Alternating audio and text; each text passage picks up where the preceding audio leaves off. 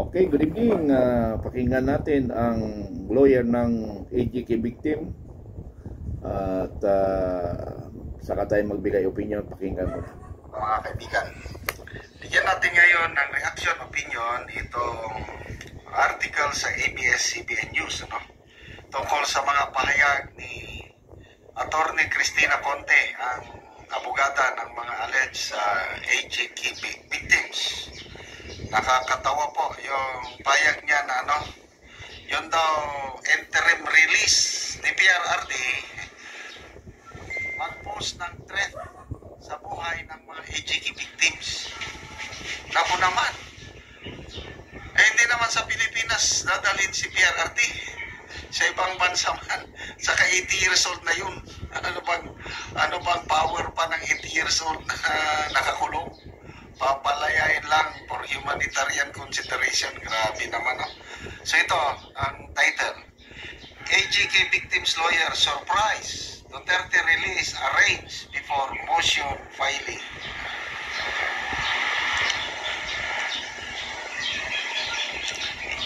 A lawyer representing victims of alleged drug war killing said Saturday she was surprised that the interim release requested for detained former President Duterte was arranged with an undisclosed receiving state even before the motion was filed. In an interview on DZMM, International Criminal Court Assistant to Counsel, Maria Cristina Conte said the interim release had been mentioned before but no details like mechanism had been shared about it. So ito ang kanyang payag. Yung mismo paghingi ng interim release, nasabi na dati pa. Pero kung paano, anong mekanismo, yun, wala pa. Ang ikinagulat ko, nagulat nung una, sabi niya para akong nabuhusan ng malamig na tubig. Ngayon, nagulat na. Gulat ko, merong receiving state na daw silang nakausap. Kumbaga, naariglo na, naayos na ito bago pa man isubmit itong motion. Bakit? Common sense po, attorney. Kung ako yung judge, yung abogado, mag-request ng interim release, wala namang tatanggap na state party, bakit ko papayagan? Di ba ganun lang yun, common sense? So, tama yung ginawa ng abogado ni PRRD. Naghanap muna sila ng receiving state. Kasi yun ang pinaka-importante. Yung may bansa, member ng ICC, na handang tanggapin si PRRD at mag-commit na i-represent niya si PRRD anytime na kailangan siya ng korte. So, very basic. Bago, kung ako yung abogado, ganon ang gagawin ko, maghanap ng receiving state. At yun ang ginawa. Bakit magtaka itong Attorney Conte na ang gusto pala niya, kung siya ang abogado ni PRRD, ang gusto niyang mangyari, mag-file muna ng petition, wala pang tatanggap na state. Anong mangyayari sa kanyang petition? Siguradong mababasura. Ganyan po kababaw, itong Attorney Conte. Bakit siya? Kung ano-ano na lang ang rason niya dahil nabuhusan na siya ng tubig. Okay, ano pa?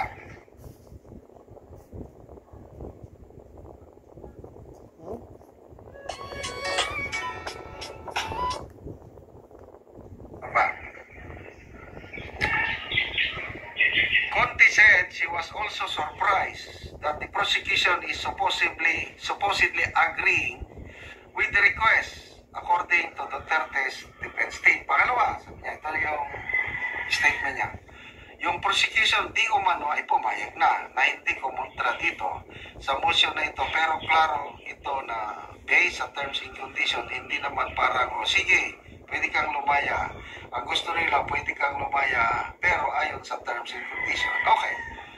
Dito mo makikita yung galing ng abogado ni PRRD.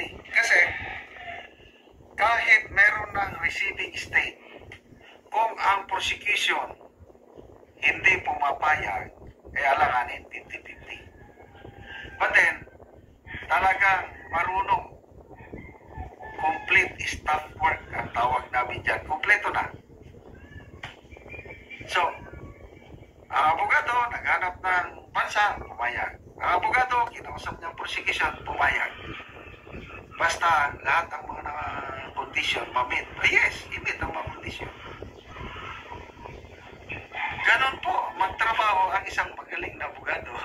So, huwag ka na yung mabigla, attorney. Yan ang trabaho ng magaling na attorney. Kung hindi mo yan dating ginagawa, eh sana gawin nyo na sa sunod.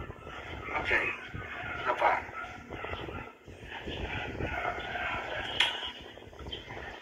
Ito pa.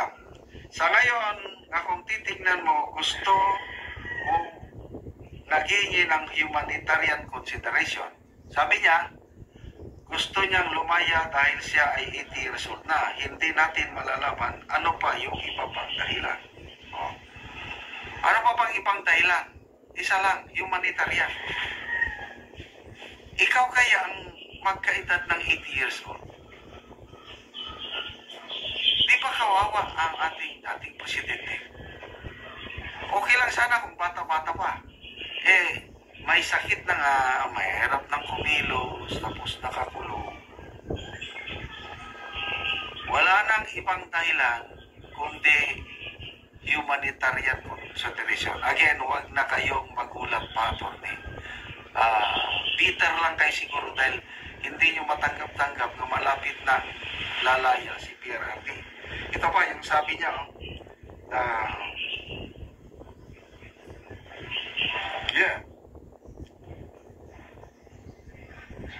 Conte earlier expressed worry over the requested interim release, saying it poses a threat to the victims and their case.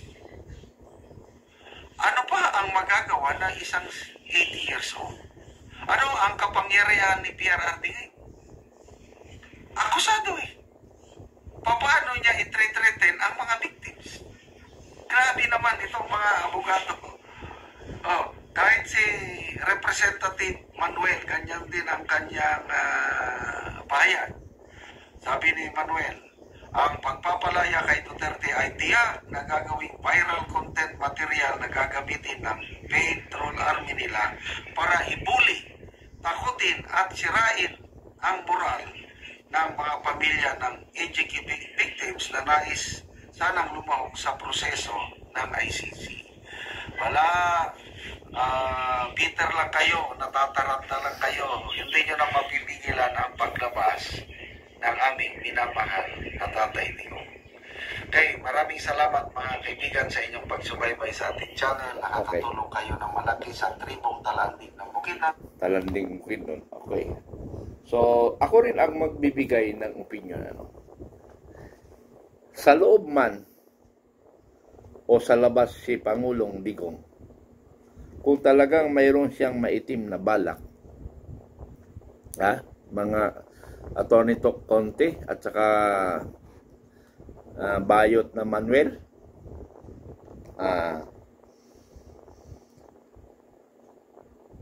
kung ako ang may gagawin,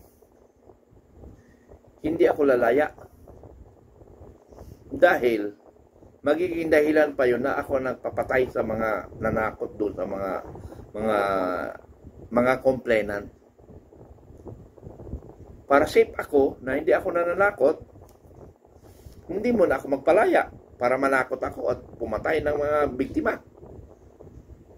Kasi nakalaya, so magiging dahilan ako na akong may gawa. Pwedeng mangyari yun. Ano? Pwedeng mangyari. Or, pwede niya rin gawin na nasa kulungan siya. Sa dami ng naniniwala sa kanya, marami magbubulunter. Marami magbubulunter kasi nga ang bansang Pilipinas ay lugar ng Duterte ngayon, hindi na Marcos. Wala nang Marcos, bago ng pilidong Marcos. So ang Pilipinas ngayon ay Duterte. So kahit saan pumunta kayo ng sulok ng Pilipinas, Duterte. Pumunta ka nga sa ibang bansa, Duterte.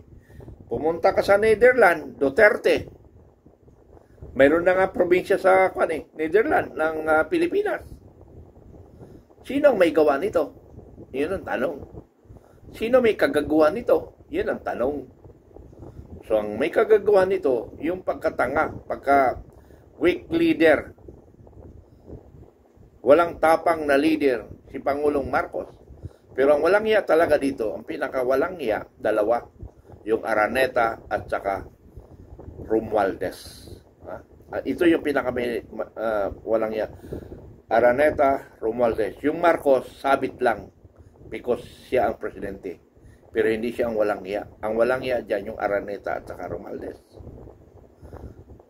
Pero dahil nga sa walang leadership ang ating Pangulo, nagkawindang-windang ang bansang Pilipinas. Kinakaya lang siya, ginagago lang siya. Yun yung masaklap. Yun yung masaklap sa ating bansa na ginagago lang ating Pangulo. Ginagago ng asawa, ginagago ng first cousin. Nako, lalo ko na. Ngayon, nag-aaway ang Romualdez versus Romualdez doon sa Leyte. Sana magsuntukan ang dalawang pinsan na yun. Tingnan natin kung sinong para naman sila matatangkat. Magsuntukan na nga lang sila. Huwag na lang idama yung Pilipinas. Ano? So, yun yung opinion ko. Yung inaalala nila, takutin, mga gago kayo. Common sense naman. Ako, ang gagawa. Kahit ako sa kulungan, dahil may rami akong tao, pwede akong magputos. Pero dahil hindi nga ako walang niya, hindi ko gagawin yun. Pero ang labanan, ganun lang kasimple. Diyos ko naman, nakakawa itong bansa natin. Windang-windang na dahil ang ating Pangulo. Wala. Sorry. Maraming salamat sa inyong pag-subaybay at salamat sa inyong tulong na 5,000 yung monthly ko. 5,000 o 6,000, ganun. 1,126 kwan lang, dollars eh. Ganun, kalupit ang mga kalaban. Kulang pa nga sa panggasolina ko para subaybayan ko Filipino Guerrilla Forces. Pero salamat sa lahat ng subscriber, kahit papaano, naging matatag ang ating Filipino Guerrilla Forces. Nabuo ang Filipino Guerrilla Forces. Maraming salamat sa inyong pagtulong at pagsusubaybay sa ating FGF na para sa ating bayan. Maraming salamat. Bye-bye. Love you all.